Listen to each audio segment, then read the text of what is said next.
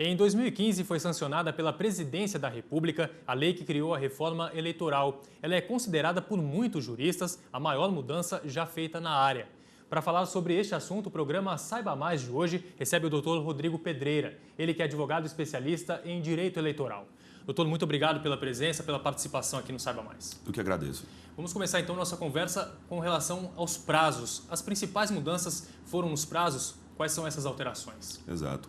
Uma das principais mudanças da reforma eleitoral foi a questão do prazo, porque a campanha eleitoral agora ela encurtou.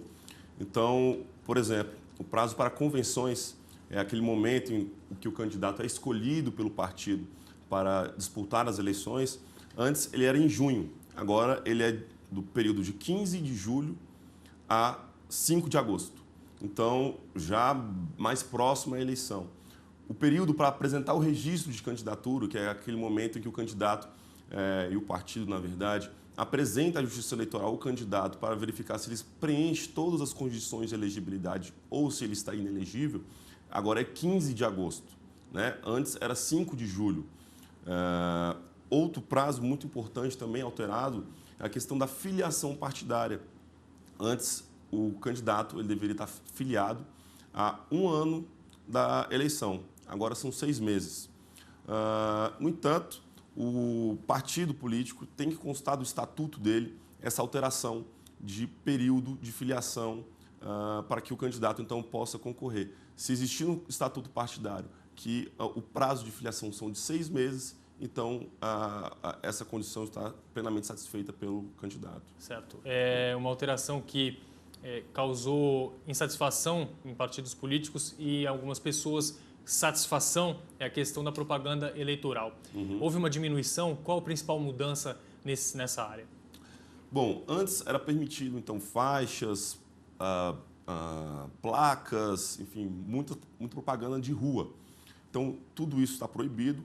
Na verdade, a única forma do eleitor agora se expressar que apoia algum candidato é através de uma faixa de 50 centímetros quadrados, então uma faixa muito pequena, que deve ser de adesivo, de forma adesivo ou papel, e aí sim pode grudar na sua residência, no seu portão, não pode mais pintura de muro. Então, toda essa propaganda de rua está proibida, a não ser também panfletos, isso pode ainda. Uma outra questão de propaganda eleitoral que houve uma alteração significativa é a propaganda de televisão. Houve encurtamento desse período de propaganda veiculada na televisão e no rádio. Aumentou-se as inserções, aquela propaganda de 30 segundos a 1 minuto. Então, para que, acredito eu, o eleitor tenha um acesso maior à proposta dos candidatos, porque aquelas propagandas enormes de bloco não estavam mais surtindo efeito, então são inserções que estão agora sendo priorizadas. Enfim, e 60% desse período, dessa propaganda de inserções é para o prefeito e 40% para os vereadores. Certo. Isso na parte da televisão. Isso. Internet teve alguma alteração também ou lá a publicidade, a propaganda é ilimitada? Uma questão importante que houve uma alteração é a questão da propaganda antecipada. Muitos candidatos eles eram punidos por veicular na internet, nas suas redes sociais, suas propostas e pedidos de voto na internet. Agora, a lei também, essa reforma eleitoral, ela alterou o artigo 36A, em que prevê a possibilidade do candidato pedir apoio, ele não pode pedir voto, né, mas ele pode pedir apoio, pode apresentar as suas ideologias, seus ideais, suas propostas, ele só não se pode apresentar, só não pode pedir voto. O restante, ele pode fazer críticas, isso não tem nenhuma vedação. Agora, realmente, houve uma ampliação dessa possibilidade de manifestação política do candidato nas redes sociais. Certo. Mudando um pouquinho de assunto, a questão das doações. A gente recentemente teve até aqui no Supremo Tribunal Federal essa questão de quem pode doar, quem pode receber. Teve bastante alteração também nisso, né doutor? E é uma das principais essa mudança, né? É uma das principais alterações. Porque agora só pessoa física pode doar. Pessoa jurídica não pode doar mais. E o limite de doação da pessoa física é de 10% do rendimento bruto do ano anterior. Então, esse é o limite, né, da pessoa física doar para candidato. Uma outra questão muito importante também, que agora a Justiça Eleitoral ela disciplina o valor máximo das campanhas. Antes, os partidos que determinavam, agora a Justiça Eleitoral ela faz uma tabela, identificando cada município quanto cada candidato pode gastar na sua campanha. E aí utilizam como base, como parâmetro, as últimas eleições municipais, e aí coloca 70% desse valor, e aí sim se atinge o máximo de gasto para as eleições agora desse ano de 2016. Nas outras, que são para as que não são de vereadores e de prefeitos, também vão ser seguidos os mesmos critérios? Exato. Como que ficou a questão dos gastos para deputados federais, estaduais, distritais e governadores e presidentes? Da mesma forma, o Tribunal Superior Eleitoral, um ano antes da eleição, vai vai apresentar uma resolução, e nessa resolução vai estar também estabelecido o limite de gasto de cada candidato para cada cargo, deputado federal, distrital, estadual e assim por diante. Certo. A questão da fidelidade partidária também teve alteração? Teve alteração. Uma alteração muito importante, que é a questão dos 7 meses antes do fim do mandato. Aquele parlamentar que exerce o cargo e queira trocar de partido, ele pode trocar sem nenhum problema, se ele, 7 meses antes do fim do seu mandato, ele mudar de partido. Antes, isso não era possível, a não ser que você apresentasse uma justa causa. Quais são as justas causas? Perseguição, mudança de ideologia do partido, criação de nova legenda, fusão de legendas, né? E também a nova legislação, ela tirou do texto a questão da fusão e criação de partido. Então, caso você crie um novo partido, se o parlamentar mudar para essa nova agremiação partidária, em tese ele perderia o seu mandato, seria cassado.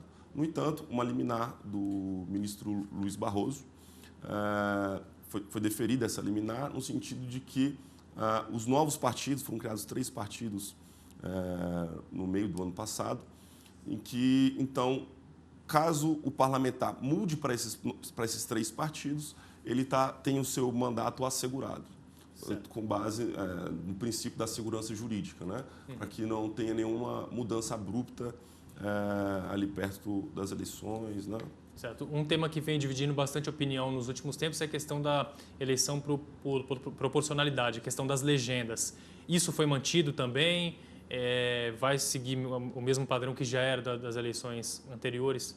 A questão do partido ter um número determinado de votos e ele conseguir puxar outros candidatos que não foram tão bem votados quanto outros candidatos? Houve alteração significativa também com relação a essa questão, e também, inclusive, número de candidatos, a forma de eleição também de cada candidato. Agora, tem uma porcentagem que cada candidato deve obter para que seja eleito. Tem que ter 10% do quociente partidário, do quociente eleitoral, na verdade. Ele tem que ter 10%. Caso ele não tenha alcançado esses 10%, aí ele não pode, mesmo que seja puxado, vamos dizer assim, ele não pode assumir. Então, certo, não houve ali uma mudança tão drástica, mas essa mudança já é um primeiro passo. Tá.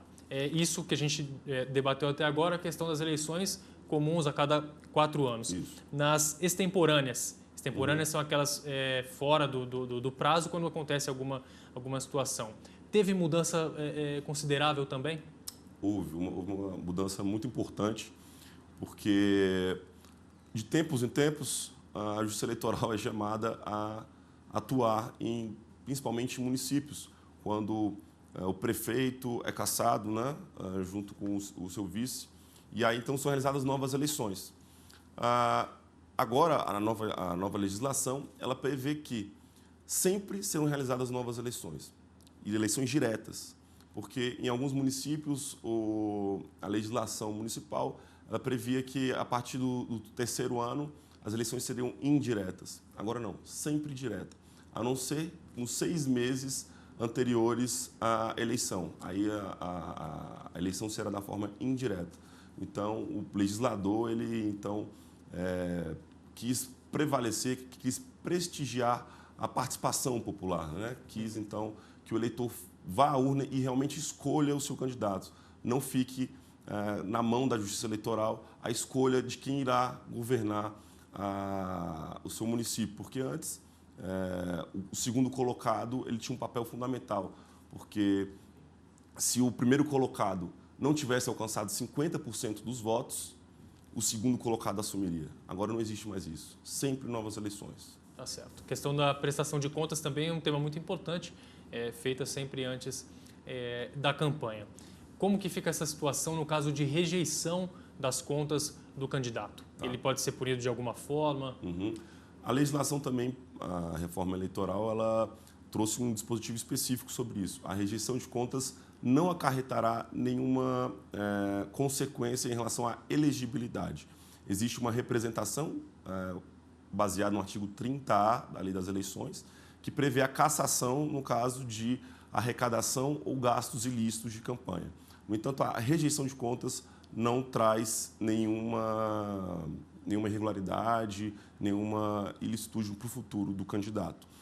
No entanto, a legislação, a reforma eleitoral, ela trouxe também uma modificação importante, que o candidato ele vai poder, 90% mais ou menos dos candidatos, eles vão poder apresentar à Justiça Eleitoral as suas contas da forma simplificada, que é aquela em que o candidato gastou até R$20.000 e pode apresentar perante a Justiça Eleitoral as suas contas, todos os seus gastos, toda a sua arrecadação, sem precisar de um intermediário, vamos dizer, um contador.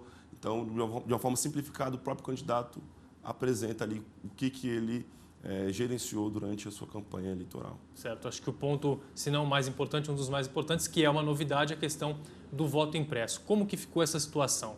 A gente sabe que criou uma divergência muito grande, pessoas a favor, pessoas contra. No fim das contas, doutor, vai ter voto impresso a partir das próximas eleições ou não vai? Tá.